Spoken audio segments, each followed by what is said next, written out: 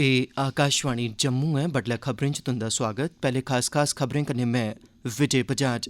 Lieutenant governor Manoj Sinha होरें पंथा चौकल श्रीनगर आह्ले अमरनाथ यात्रा ट्रांजिट कैंप दा दौरा लाइयै इस पवित्र यात्रा गी कामयाब बनाने लेई जम्मू कश्मीर दे लोकें पास्सेआ दित्ते जा करदे योगदान दी सराहना कीती ऐ।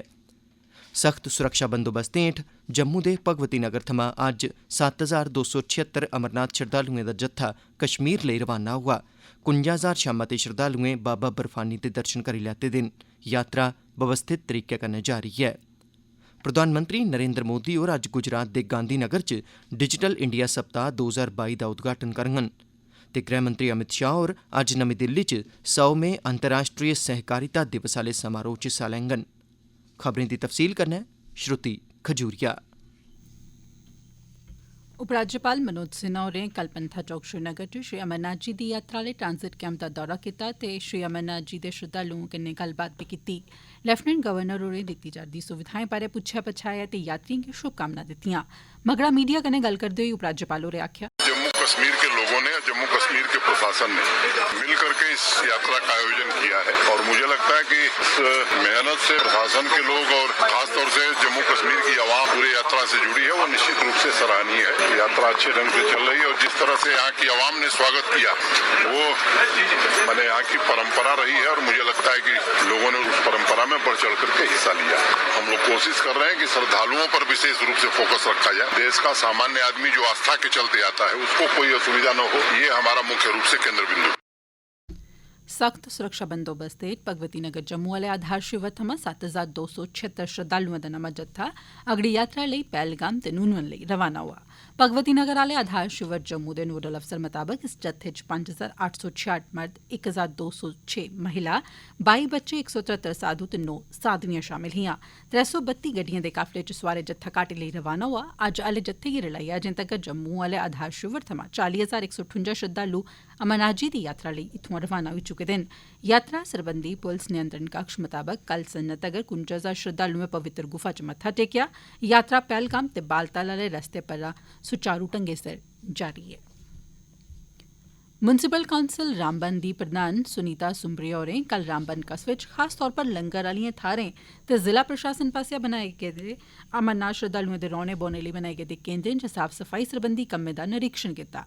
इस मौके उनें हनुमान मंदर, काऊबाग, रामबन च अमरनाथ श्रद्धालुएं कन्नै गल्लबात कीती ते उत्थे बक्ख बक्ख मैह्कमें पास्सेआ कीते गेदे बंदोबस्तें बारै उंदे शा जानकारी लैती।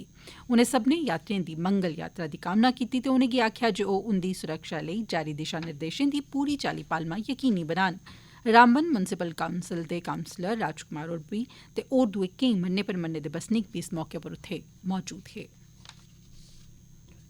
उत्तर प्रदेश सरकार च मजदूरें ते कल्याण सरबंधी काउंसिल दे चेयरमैन पंडित सुनील भरारा होरें उपराज्यपाल मनोज सिन्हा हुंदी अगुवाई च जम्मू कश्मीर दे प्रशासन पास्सेआ चला करदी श्री अमरनाथ जी दी यात्रा दी सुचारू ढंगै सिर करोआने लेई कीते गेदे इंतजामें पर संदोख जाहिर कीता।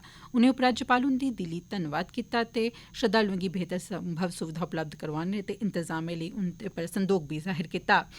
चेयरमैन होरें अमरनाथ जी दी पवित्र गुफा च मत्था टेकेआ ते जम्मू कश्मीर दी शांति ते प्रगति ते खुशहाली लेई कामना कीती। उनें आखेआ जे मुल्ख भरै थमां श्रद्धालु बाबा बर्फानी दे दर्शनें लेई औंदे न। उनें इस गल्ला पर भरोसा जताया जे हर इक श्रद्धालु अमरनाथ जी दी यात्रा करियै खुशी खुशी वापस परतोग। मगरा उनें माखन लाल बिंद्रू हुंदे परिवार कन्नै मलाटी कीती ते अपनियां संवेदनां जाहिर कीतियां। 2021 च आतंकवादिएं श्रीनगर च दवाइएं दी दुकान चलाने आह्ले ML बिंद्रू हुंदी हत्या करी दित्ती ही। तर्त विज्ञान सरबंधी मंत्रालय नै स्वयंसेवी एजेंसिएं कन्नै रलियै आजादी का अमृत महोत्सव तैह्त कल्लै थमां 75 दिनें लेई देसै दे बक्ख बक्ख समुद्री कंढें गी साफ करने दा अनोखा ते अपनी किस्मा दा पैह्ला अभियान रम्भ कीता ऐ। इस बारै कल हैदराबाद च मीडिया कन्नै गल्ल करदे होई प्रधानमंत्री हुंदे दफ्तरै च राज्यमंत्री डॉ जितेंद्र सिंह होरें एह् जानकारी सांझी कीती।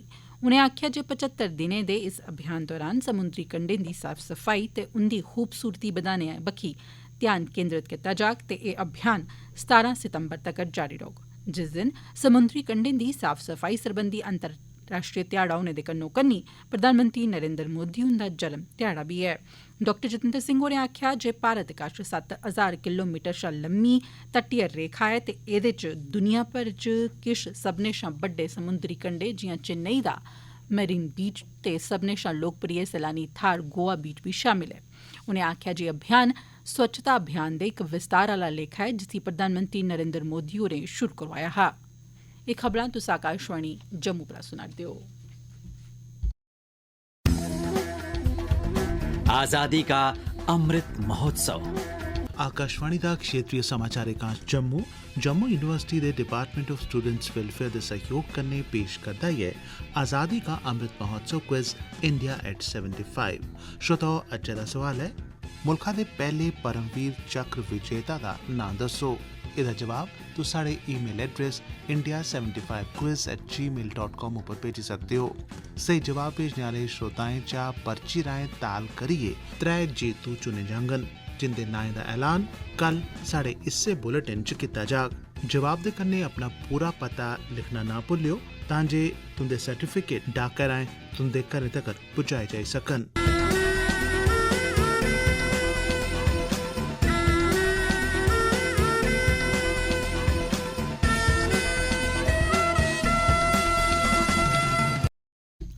ते हुन बाकी दियां खबरें कन्नै विजय बजाज। प्रधानमंत्री नरेंद्र मोदी होर अज्ज गुजरात दी गांधीनगर थाह्र डिजिटल इंडिया सप्ताह 2022 दी शुरुआत करङन। प्रधानमंत्री होर कार्यक्रम दौरान केईं डिजिटल पैह्लकदमिएं दी शुरुआत बी करोआङन। इंदा मकसद टेक्नोलोजी तगर पुज्ज बधाना, जीन जीने दे तौर तरीकें गी सखल्ला बनाना ते स्टार्टअप गी बढ़ावा देना ऐ। डिजिटल इंडिया हफ्ते दा विशे सार है नमां भारत प्रौद्योगिकी प्रेरणा। इस मौके प्रधानमंत्री होर डिजिटल इंडिया भाषणें दी शुरुआत करङन, जिसदे कन्नै भारती भाषाएं च इंटरनेट ते डिजिटल सेवाएं तगर पुज्ज सखल्ली होग ते भारती भाषाएं च विशे वस्तु तैयार करने च मदाद बी थ्होग।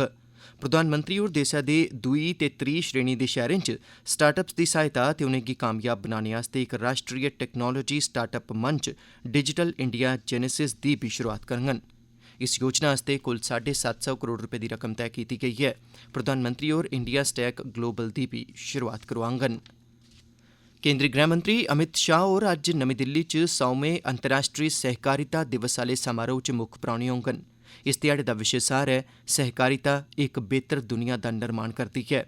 इक बेहतर दुनिया दे निर्माण च आत्म निर्भर भारत दे महत्व गी समझदे होई सहकारिता मंत्रालय ते भारत दे राष्ट्रीय सहकारिता संघ पास्सेआ कार्यक्रम दा आयोजन कीता जा'रदा ऐ, जेह्दा विशे सार होग सहकारिता आत्म निर्भर भारत ते इक बेहतर दुनिया दा निर्माण करदी है। आत्म निर्भर भारत दी मूल भावना भारत दी अर्थ व्यवस्था दा ऐसा विकास करना ऐ जेह्ड़ा पूरी चाल्ली अपने दम उप्पर मुमकिन बनाया जा। भारत च सहकारिता अभियान दुनिया भरै च सभनें शा बड्डा है। केंद्री उद्योग ते बपार मंत्री पीयूष गोयल होर अज्ज नमीं दिल्ली च राज्यें दी स्टार्टअप सरबंधी दर्जेबंदी 2021 दा ऐलान करङन।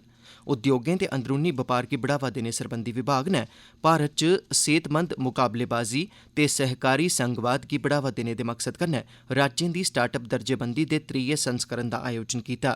एह्दे च 24 राज्यें ते 7 केंद्र शासित प्रदेशें हिस्सा लैता। 2016 च एह्दे च छड़े 4 राज्यें ते केंद्र शासित प्रदेशें गै हिस्सा लैता हा, पर हून 30 शा मते राज्यें ते केंद्र शासित प्रदेशें इस अभियान च हिस्सा लेआ ऐ। डोगरी संस्था जम्मू ने मशहूर लखारन प्रोमिला मन्हास हुंदे पैह्ले डोगरी कविता संग्रह दा कल सरकारी महिला कालेज परेड च विमोचन कीता। सरकारी महिला कालेज परेड दे प्रिंसीपल डाक्टर SP सारस्वत होर कार्यक्रम दे मुक्ख परौह्ने हे, जिसलै कि कार्यक्रम दी प्रधानता डोगरी संस्था जम्मू दे प्रधान प्रोफैसर ललित मगोत्रा होरें कीती। इस मौके बोलदे होई प्रोमिला मन्हास होरें आखेआ जे कताब दा विमोचन हर इक लखारी दा सुखना हुंदा ऐ। उनें आखेआ जे ओह् बड़ियां खुश न जे आखर उंदा एह् सुखना पूरा होई गेआ ऐ। इस मौके उनें अपनी कताब थमां किश कवितां पढ़ियां। तोआईं अपने भाशण च डाक्टर सारस्वत होरें आखेआ जे डोगरी कविताएं दा एह् नमां संग्रह इक स्वागतजोग गैं ऐ ते एह् डोगरी साहित्य गी होर समृद्ध बनाने दा कम्म करोग। उनें इब्बी आखेआ जे प्रोमिला मन्हास हुंदी एह् कताब खरी कवितां लिखने आह्लें गी प्रेरणा देग। कार्यक्रम दी प्रधानता करदे होई प्रोफैसर ललित मगोत्रा होरें आखेआ जे प्रोमिला मन्हास होर लम्मे चिरे थमां हिंदी ते मां बोली डोगरी च लिखा करदियां न। दक्खनी कश्मीर दे अनंतनाग जिले दे बिजबिहाड़ा इलाके च आतंकवादिएं पास्सेआ कीती गेदी गोलीबारी च इक पुलसकर्मी घायल होई गेआ। आतंकवादिएं फिरदौस अहमद पर गोली चलाई, जेदे मगरा ओह् जख्मी होई गेआ। जख्मी कर्मी गी नेड़े दे अस्पताल लेता गेआ, मगरा उसी श्रीनगर च स्थित फौज दे 92वें बेस अस्पताल मुंतकिल कर दित्ता गेआ। इलाके दी घेराबंदी करी लैती गेदी ऐ तां जे हमलावरें गी फगड़ेया जाई सके। उआं होर ब्यौरे गी बलगेआ जा करदा ऐ। आखिर च खास खबरां इक बारी परतियै लेफ्टिनेंट गवर्नर मनोज सिन्हा होरें पंथा चौक श्रीनगर आले अमरनाथ यात्रा ट्रांजिट कैंप दा दौरा लाइयै इस पवित्र यात्रा गी कामयाब बनाने लेई जम्मू कश्मीर दे लोकें पास्सेआ दित्ते जा करदे योगदान दी सराहना कीती। सख्त सुरक्षा बंदोबस्तें हेठ जम्मू दे भगवती नगर थमां अज्ज 7276 अमरनाथ श्रद्धालुएं दा जत्था कश्मीर घाटी लेई रवाना। 51,000 शा मते श्रद्धालुएं बाबा बर्फानी दे दर्शन करी लैते दे न। यात्रा व्यवस्था आले ढंगै सिर जारी ऐ। प्रधानमंत्री नरेंद्र मोदी होर अज्ज गुजरात दे गांधीनगर च डिजिटल इंडिया सप्ताह 2022 दा उद्घाटन करङन। एह्दे कन्नै गै खबरें दा बुलेटिन समाप्त होआ।